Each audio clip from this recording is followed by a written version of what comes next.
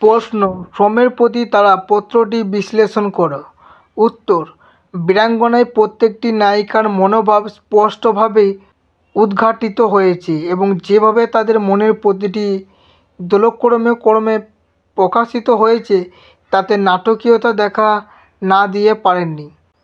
পত্রিকাগুলি পাঠকের মনে কখনো কৌতূহল, কখনো অনিশ্চয়তা, কখনো দ্বন্দ্ব, কখনো উত্তেজনা, আবার কখনো চমৎকারিতা সৃষ্টি করতে সমর্থ হয়েছে। এতেই প্রমাণ হয় পত্রিকাগুলির মধ্যে নাটকীয়তা উৎপাদন আছে।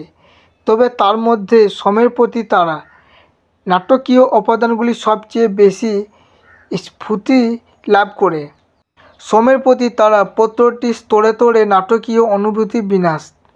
সোমদেব তারার স্বামী বৃহস্পতির শিষ্য, অথচ পত্রের শুরুতেই দেখা যায় সোমদেবকে সম্বোধন করার জন্য তারা ভাষা খুঁজে পাচ্ছেন না, তাই পুরুষরত্ন সম্বোধনে সম্বোধিত করলেন।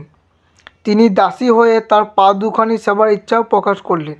এই পত্রে তারার সূক্ষ্ম মানসিক দ্বন্দ্বের বিচিত্র অভিব্যক্তি আছে। চন্দ্রকে গুরুপত্নী তারা ভালোবেসেছিলেন, কিন্তু সে ভালোবাসার কথা স্পষ্টভাবে বুঝিয়ে দিতে পারছেন না।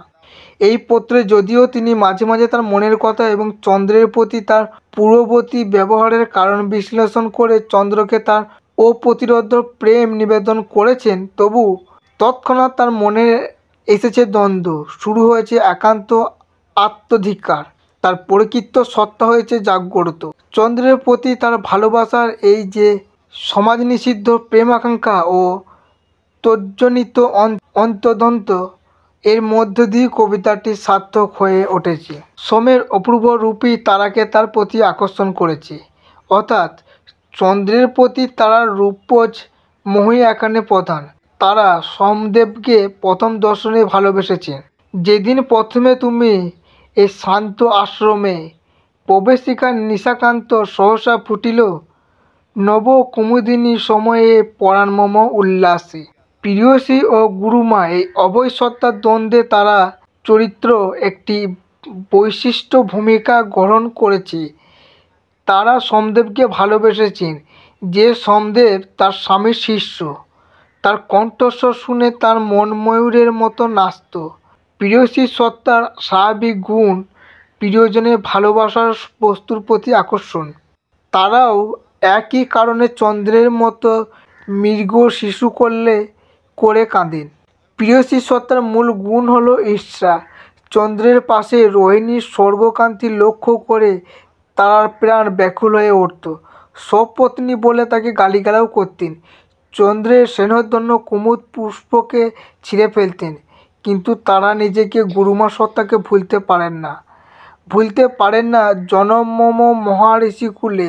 তাই এ কথাও বলতে ভুল করেন না, হায়রে কি পাপে বিধিয়ে তাপ লিখিল এ ভালে।